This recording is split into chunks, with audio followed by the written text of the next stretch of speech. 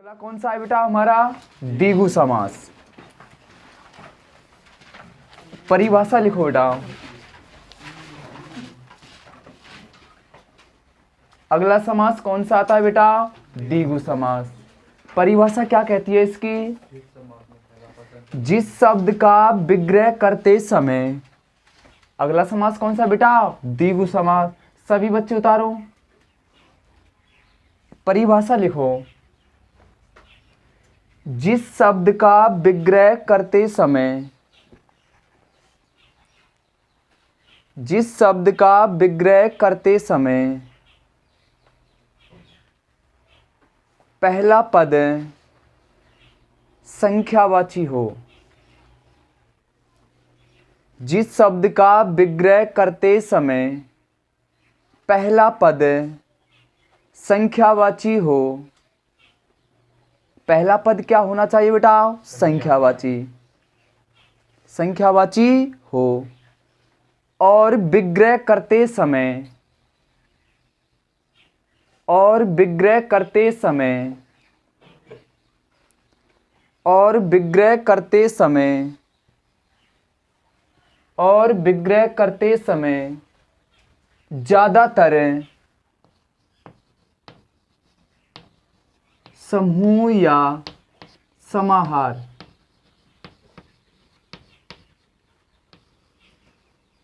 और विग्रह करते समय ज्यादातर समूह या समाहार शब्दों का प्रयोग होता हो।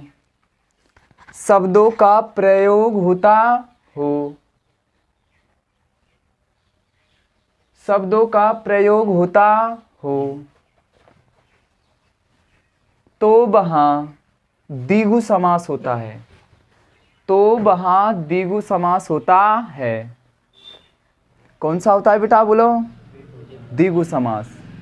एक बार दोबारा से देखो परिभाषा क्या कहती है। जिस शब्द का विग्रह करते समय पहला पद संख्यावाची हो और समास विग्रह करते समय ज्यादातर समूह या समाहार शब्दों का प्रयोग होता हो तो वहां कौन सा समास होता है बेटा?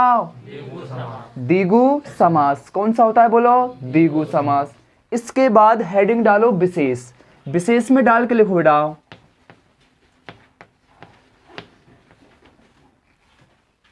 द्विगु समास में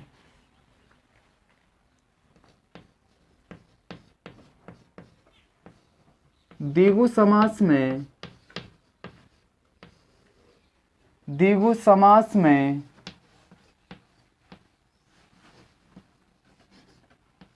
कभी कभी द्विगु समास में कभी कभी परपद भी। परपद का अर्थ क्या होता है बेटा? दूसरा पद। परपद का अर्थ क्या होता है? बोलो। दूसरा पद। द्विगु समास में कभी कभी परपद। परपद बोले तो बेटा दूसरा पद।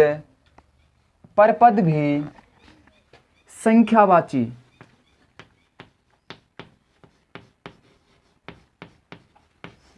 परपद भी संख्यावाची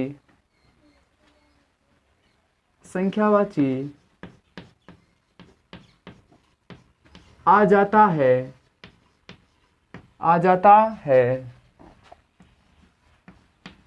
तो उस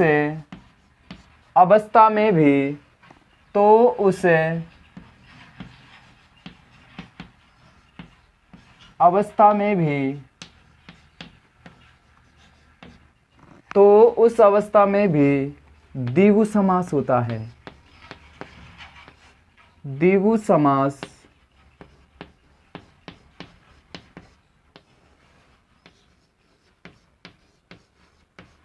समास होता है। समझ में आ गया बेटा? यह आवश्यक नहीं है कि पहला पद ही क्या होगा? संख्यावाची। द्विगु समास में बेटा दूसरा पद भी क्या आ जाता है? संख्यावाची आ जाता है। तो ऐसी अवस्था में कौन सा समास होता है? बोलो। द्विगु समास। कौन सा होता है बेटा? द्विगु समास। समझ में आया नहीं आया? बोलो एक बार दोबारा समझो। द्विगु समास में कभी कभी परपद बोले तो बेटा दूसरा पद भी संख्यावाची आ जाता है, तो उस अवस्था में भी कौन सा समास होता है बोलो? द्विगु समास होता है। अगर मैं आपसे पूछूं बेटा द्विगु शब्द में कौन सा समास है? द्विगु शब्द में कौन सा समास है? बता सकता है कोई बच्चा? द्विगु समास में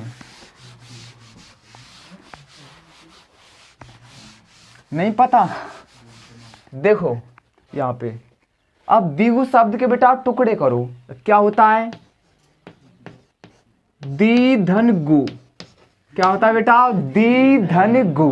अब देखो गु सुनने में कैसा लगता है?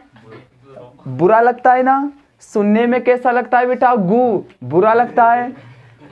अब देखो यहाँ पे एक शब्द और लिखता हूं यहाँ पे, जैसे गुरु। क्या है बेटा? गुरु। अब यहाँ पे गुरु के टुकड़े करो, क्या होता है? गु धन रु। गु देखो एक बार दोबारा से देखो बेटा, सुनने में कैसा लगता है? बुरा लगता है ना? गु, है ना? अब देखो यहाँ पे गु के अलग अलग अर्थ हैं।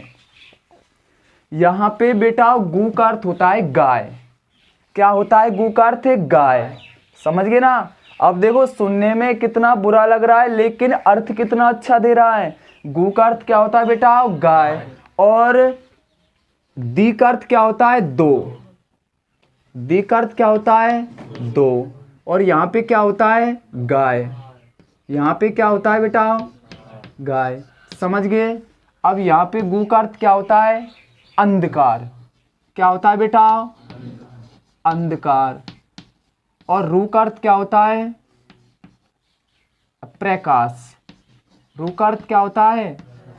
प्रकाश। समझ गए? एक बार दोबारा से समझो। जब हम द्विगु शब्द के टुकड़े करते हैं तो टुकड़े क्या होते हैं बेटा? दी धन गु। दी का अर्थ क्या होता है? दो। और यहाँ पे गु का अर्थ क्या है? गाय। क्या है बेटा? गाय। और यहाँ पे हमारा दूसरा शब्द है गुरु। जब हम गुरु के टुकड़े करते हैं तो क्या होता है? गु धन रु। यहाँ पे गु का अर्थ क्या है बेटा? अंधकार। रू का अर्थ क्या है? प्रकाश। अब समझ गए गुरु किसे कहते हैं? जो अंधकार से प्रकाश की ओर ले जाता है उसे क्या कहते हैं? गुरु। क्या कहते हैं बेटा? गुरु। समझ में आने आया? अरे जो गु का अर्थ क्या बताया था बेटा? अंधकार। रू का अर्थ क्या होता है? प्रकाश। जो अंधकार से प्रकाश की ओर ले जाता है, जो बुराइयों से अच्छाई की ओर ले जाता है, जो अच्छाई की ओर क्या करता है? ले जाता है, प्रेरणा देता है, अच्छे रास्ते पर ले जाता है, वही क्या कहलाता है? गुरु कहलाता है।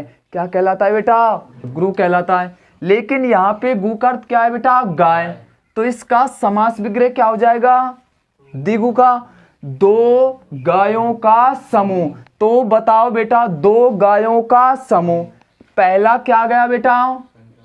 संख्यावाची आ रहा है। क्या आ रहा है? संख्यावाची आ रहा है। और मैंने क्या बताया था बेटा द्विगु समास की परिभाषा में? ज्यादातर समूह या समाहार शब्दों का प्रयोग होता हो तो वहां पे कौन सा समास होता है?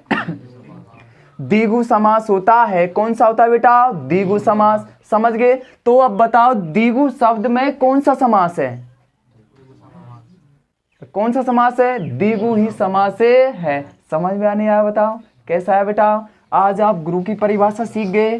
सीख गए ना? जो अंधकार से प्रकाश की ओर ले जाता है उसे क्या कहते हैं? बोलो क्या कहते हैं बेटा? गुरु। इसके बाद में जैसे डाल के लिखो बेटा, जैसे डाल के। चौराहा। विग्रह करो बेटा। चौराहा। पहला पद क्या आ गया बेटा? संख्यावाची। पहला पद क्या आ गया? बोलो संख्यावाची आ गया। तो इसका विग्रह क्या हो जाएगा? चार राहों। राहों बोले तो रास्तों।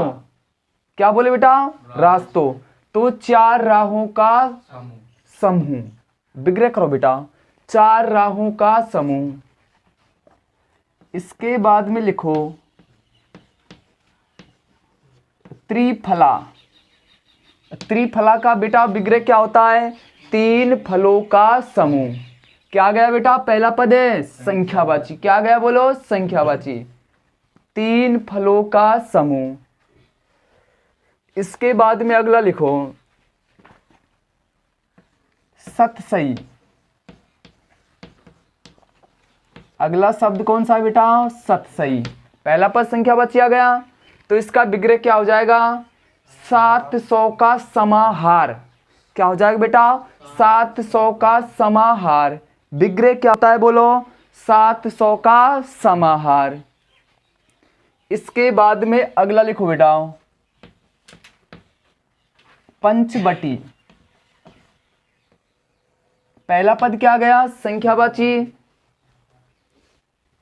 तो पंचवटी का विग्रह क्या होगा? 5 बटों का समाहार या समूह। 5 बटों का समूह या समाहार।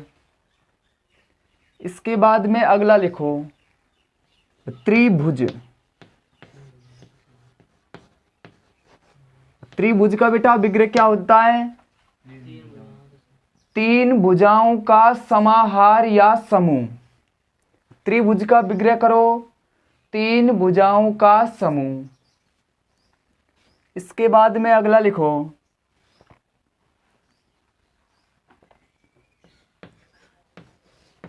चतुर्वेदी। चतुर्वेदी का विग्रह क्या हो जाएगा बेटा? 4 वेदों के समूह को जानने वाला। चतुर्वेदी का विग्रह क्या हो जाएगा बेटा? 4 वेदों के समूह को जानने वाला। इसके बाद में लिखो द्विवेदी। द्विवेदी का विग्रह क्या हो जाएगा बेटा? द्विवेदी का विग्रह क्या होता है बोलो? 2 वेदों के समूह को जानने वाला या 2 वेदों को जानने वाला। इसके बाद में अगला लिखो पंचपात्र। पंचपात्र का विग्रह क्या होता है बोलो? 5 पात्रों का समूह। पंचपात्र का क्या होता है बेटा? 5 पात्रों का समूह। इसके बाद में लिखो चतुर्भुज। चतुर्भुज का विग्रह क्या हो जाएगा बेटा? 4 भुजाओं का समाहार। चतुर्भुज का विग्रह क्या हो जाएगा बेटा? 4 भुजाओं का समाहार। अगर मैं चतुर्भुज शब्द का विग्रह वह जिसके 4 भुजाएं हैं इस प्रकार करता हूं तो बेटा कौन सा समास है बोलो? बहुब्री समास। समझ गए ना? अगर इसका विग्रह 4 भुजाओं का समूह करता हूं तो बेटा कौन सा है बोलो? द्विगु समास। अब इनमें अंतर समझ गए ना? 2 समास किस अवस्था में होते हैं? समझ में आ रहा है ना बोलो? हाँ। इसके बाद में लिखो सप्तऋषि। सप्तऋषि का बेटा विग्रह क्या होता है बोलो? 7 ऋषियों का समूह। क्या होता है बेटा? 7 ऋषियों का समूह। इसके बाद में लिखो नवरात्र। नवरात्र का विग्रह क्या होता है? नवरात्रियों का समाहार। क्या होता है बेटा बोलो? नवरात्रियों का समाहार। इसके बाद में लिखो नवरत्न। नवरत्न का विग्रह क्या होता है बेटा? 9 रत्नों का समूह। क्या होता है बोलो? 9 रत्नों का समूह। इसके बाद में लिखो त्रिरत्न। त्रिरत्न का विग्रह क्या होता है? 3 रत्नों का समूह। क्या होता है बेटा? 3 रत्नों का समूह। इसके बाद में अगला लिखो त्रिकाल। त्रिकाल का विग्रह क्या होता है? 3 कालों का समूह। त्रिकाल का बेटा विग्रह क्या होता है बोलो? 3 कालों का समूह। एक बार दोबारा से देखो, अगर यहाँ पे त्रिकालदर्शी शब्द होता, कौन सा होता बेटा? त्रिकालदर्शी शब्द होता, तो बताओ कौन सा समास होता? वह जो तीन कालों को जानने वाला है। क्या होता बेटा उसका विग्रह? त्रिकालदर्शी का क्या होता? वह जो तीन कालों को जानने वाला है। तो बताओ कौन सा समास होता? बहुब्रीहि समास। समझ गए ना? इसके बाद में लिखो त्रिलोक। त्रिलोक, त्रिलोक का विग्रह क्या हो जाएगा बेटा? तीन लोकों का समूह। क्या हो जाएगा बोलो? तीन लोकों का समूह। इसके बाद में लिखो बेटा दुपट्टा।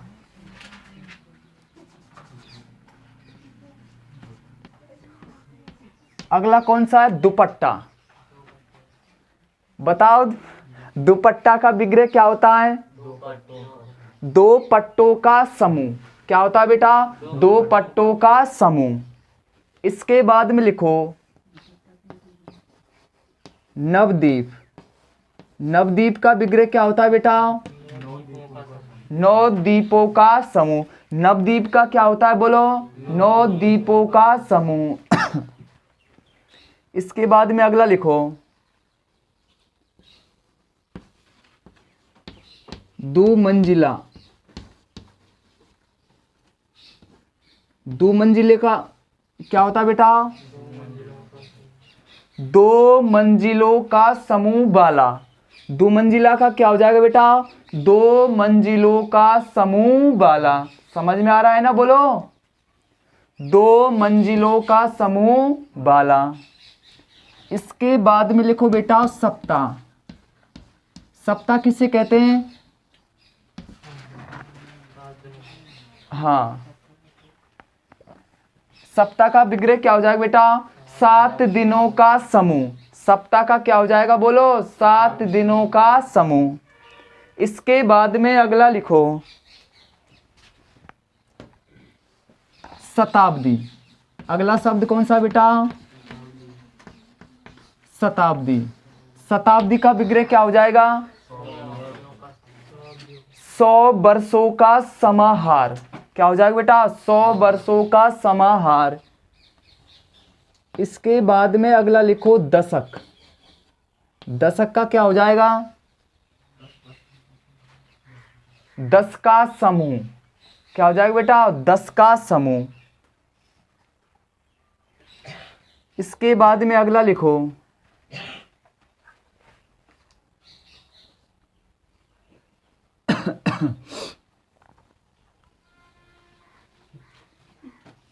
अठन्नी। अठन्नी का विग्रह क्या होता है बेटा? अठन्नी 8 आनों के समूह वाली। अठन्नी देखो बेटा स्त्रीलिंग का शब्द है। कौन सा शब्द है? स्त्रीलिंग का शब्द है। तो इसका विग्रह क्या हो जाएगा? 8 आनों के समूह वाली। बाला नहीं होगा। क्या होगा बेटा इसका विग्रह? 8 आनों के समूह वाली। समझ में आ रहा है ना? इसके बाद में लिखो चारपाई। बोलो चारपाई का विग्रह क्या हो जाएगा? 4 पायों के समूह वाली। 4 पाई भी बेटा कैसा शब्द है? स्त्रीलिंग का शब्द। बाला नहीं होगा। क्या होगी इसका? क्या होगा इसका विग्रह? बाली। तो 4 पाई का विग्रह क्या हो जाएगा बोलो? 4 पायों के समूह वाली। क्या होता है बोलो इसका विग्रह?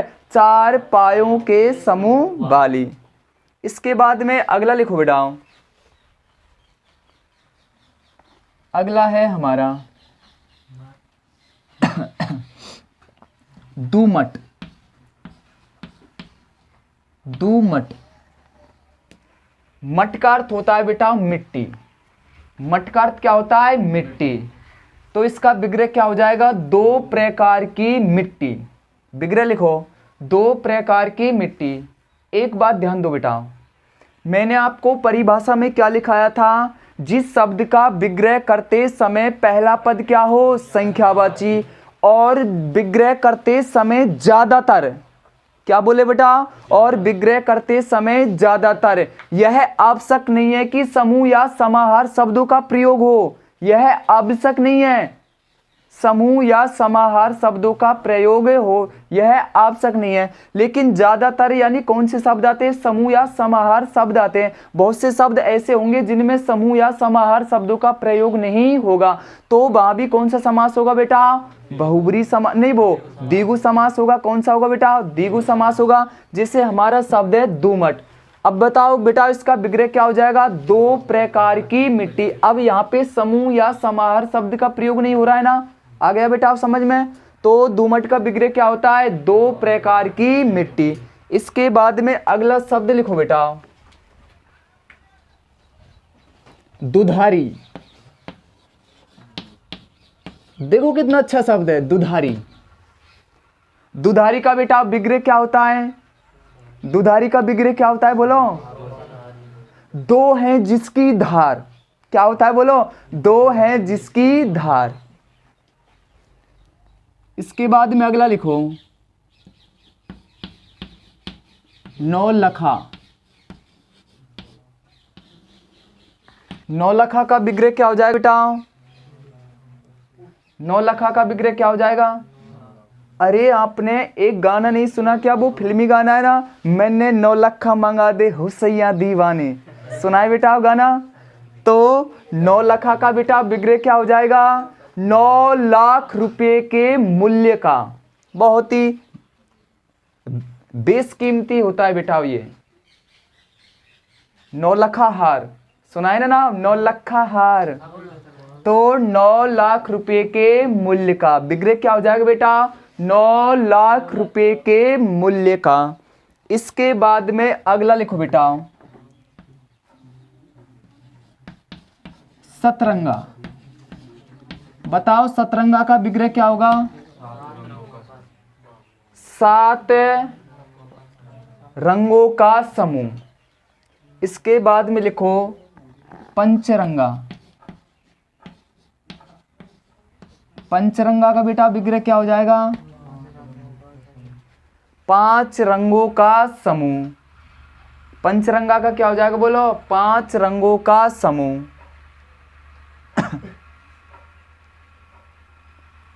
इसके बाद में अगला लिखो, अगला लिखो बेटा,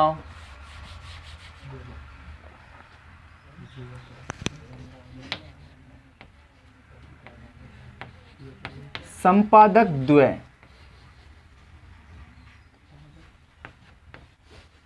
संपादक द्वय, अगला शब्द कौन सा है, संपादक द्वय। मैंने आपको विशेष में क्या लिखाया था बेटा, द्विगु समास में कभी कभी परपद, परपद बोले तो बोलो दूसरा पद। परपद का अर्थ क्या होता है बेटा, दूसरा पद। द्विगु समास में कभी कभी परपद भी संख्यावाची आ जाता है, तो उस अवस्था में भी कौन सा समास होता है बोलो, द्विगु समास होता है। कौन सा होता है बेटा, द्विगु समास। अब देखो यहाँ पे संपादक द्वय, तो यहाँ पे पहला पद संख्यावाची नहीं आ रहा है, अपितु कौन सा आ रहा है बेटा, यानी दूसरा पद क्या आ रहा है, संख्यावाची आ रहा है। तो ऐसी अवस्था में भी कौन सा समास होता है बोलो, द्विगु समास होता है। कौन सा होता है बेटा, द्विगु समास। अब संपादक द्वय का विग्रह क्या करेंगे बेटा, दो संपादकों का समूह। क्या करेंगे बेटा, दो संपादकों का समूह। इसके बाद में अगला लिखो, पक्ष द्वय। पक्ष द्वय, यहां पे दूसरा पद क्या आ रहा है बेटा, संख्यावाची आ रहा है। बताओ पक्ष द्वय का विग्रह क्या हो जाएगा, दो पक्षों का समूह। इसके बाद में लिखो भुवन त्रय।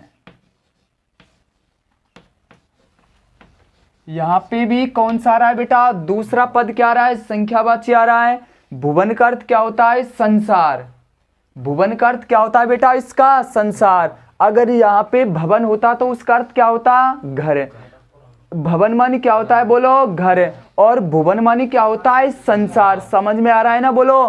तो यहाँ पे भुवन त्रय का विग्रह क्या हो जाएगा, तीन भुवनों का समाहार। क्या हो जाएगा बेटा, तीन भुवनों का समाहार। तीन भुवनों का समाहार। और लिखाऊं बेटा उदाहरण? काफी है, काफी उदाहरण है ना, बोलो। समझ में कैसा है बेटा द्विगु समास? बढ़िया आया है, समझ गए कंप्लीट? किसी बच्चे को कोई दिक्कत? बोलो। इसके बाद में अगला समास लिखो बेटा, बहुब्रीहि समास। हो गया? अगला कौन सा बेटा?